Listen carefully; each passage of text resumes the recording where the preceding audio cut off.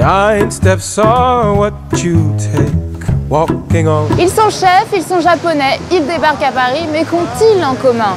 Ces nouveaux chefs japonais ont investi les cuisines des plus grands restaurants français et les équipes de Tendance Haut se sont invitées à la table de ces nouveaux tokais. Regardez. Huîtres frites, potimarron confit, salade folle au saumon fumé. Voilà une cuisine française avec de faux airs asiatiques. Normal, en cuisine, les chefs sont japonais. Nouveau garant de la subtilité gustative, pas un restaurant étoilé ne tourne aujourd'hui sans son Japanese cook. Passionnés par nos petits plats traditionnels, ces chefs japonais réinventent nos propres codes. Décryptage. Les chefs japonais apportent à la cuisine française une touche de modernité, une précision, une parcimonie qui manquait peut-être à la cuisine française dans les dernières années.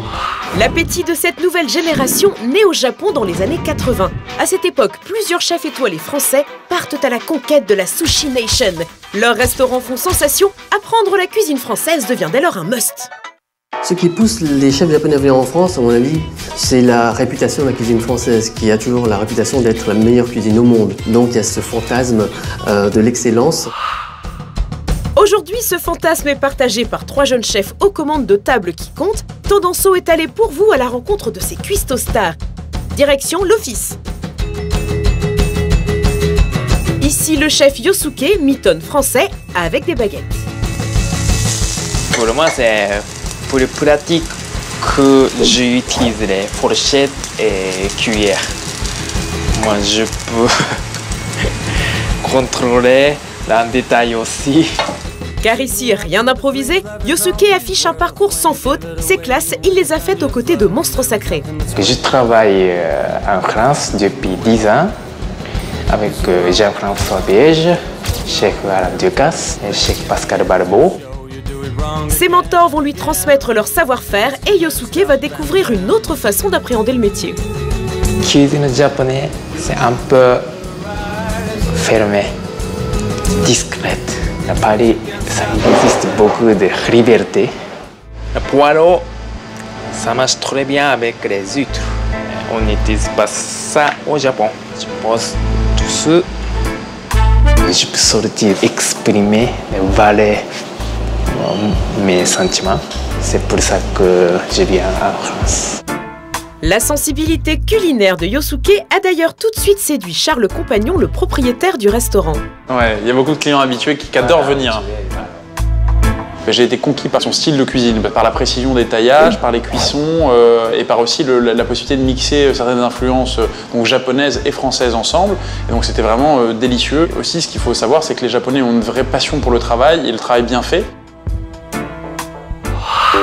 Ces nouveaux chefs sont surtout là pour réveiller une cuisine française parfois endormie. Un coup de baguette nippone et ces nouvelles adresses deviennent furieusement tendance. Ici, nous sommes chez Katsuaki. On vous prévient, mieux vaut réserver. J'ai commencé à 18 ans.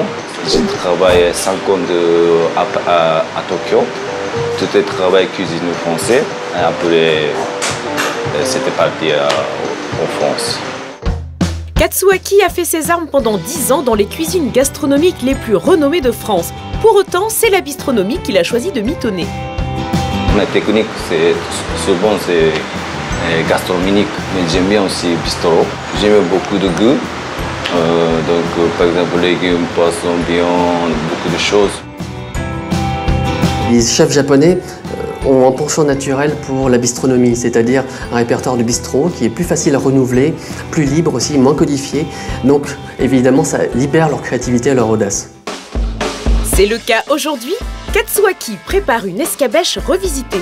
À l'origine, cette sauce à l'ail et au vinaigre accompagne du poisson, mais notre chef a laissé libre cours à son imagination. Préparer l'escabèche potimarron avec saison de champignons de cèpe.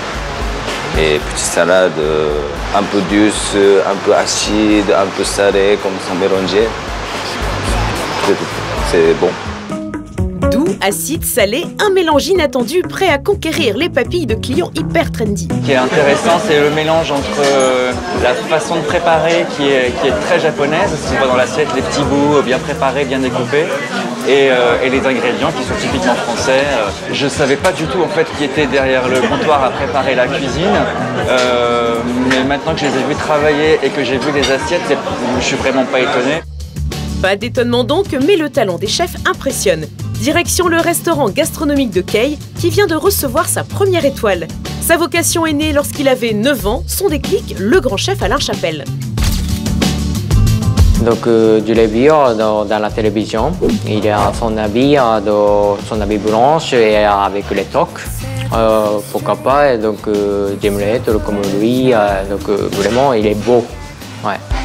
Voilà, c'est un coup de foudre qui va se transformer en passion. Kay débarque en France en 1999 et va parfaire ses techniques dans un restaurant triplement étoilé. Car ce qui plaît à Kay, c'est la complexité de la gastronomie française. Par exemple, le niveau de cuisson, il y a beaucoup plus qu'au Japon. Au Japon, c'est peut-être à la base 5-6 variétés de la cuisson différentes. En France, déjà, en ce moment, c'est 15-20 de cuisson différentes de techniques. Le savoir-faire de Kay est exemplaire, mais ce n'est pas là son unique atout.